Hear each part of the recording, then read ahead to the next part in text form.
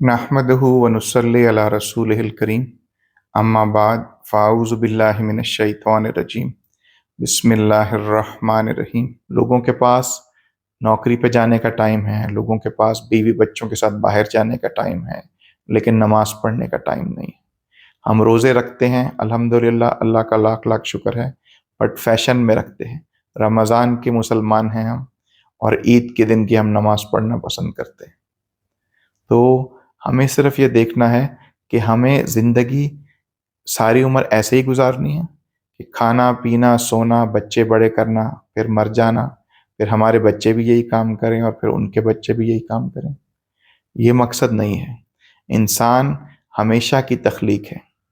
جب اللہ سبحانہ و تعالیٰ نے یہ کائنات میں کچھ بھی نہیں تھا، تو اللہ سبحانہ و تعالیٰ نے اپنے نور سے فرشتے پیدا کیے اور انسانوں کی روحیں پیدا کی۔ دنیا میں جتنا رہنا ہے اتنا وقت ہم دنیا کے لیے لگائیں، اور ہمیں آخرت میں جتنا رہنا ہے اتنا وقت ہم آخرت کے لیے لگائیں۔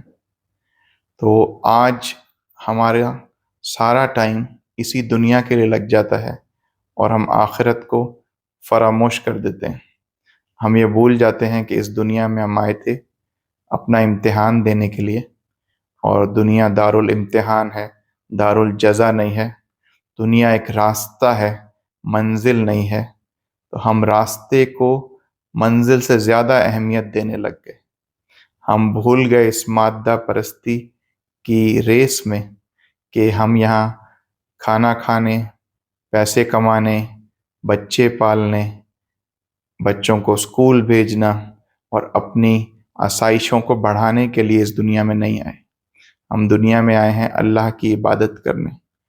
اللہ تعالیٰ نے ہمیں حکم دیا ہے، مختلف آیات موجود ہیں قرآن کریم میں اس بارے میں، کہ ہم نے کوئی دنیا کھیل تماشے کے لیے نہیں بنائی، ٹھیک ہے۔ پھر اللہ تعالیٰ کا ایک مقصد ہے۔ اللہ تعالیٰ بنی آدم کو امتحان میں ڈال کے چیک کر رہا ہے کہ جو اعمال وہ کرے گا جو اللہ تعالیٰ کو پسند ہیں، تو اللہ تعالیٰ اس کو اپنی ہمیشہ ہمیشہ کی جنت میں داخل کرے گا، اور جو اعمال ایسے کریں گے جو کہ شیطانی اعمال ہیں، تو اللہ سبحانہ و تعالیٰ اسے ہمیشہ ہمیشہ کی دوزخ میں ڈالیں گے۔ اللہم صلی علی سیدنا محمد النبی الأمی وعلی آلہ وصحبہ وسلم۔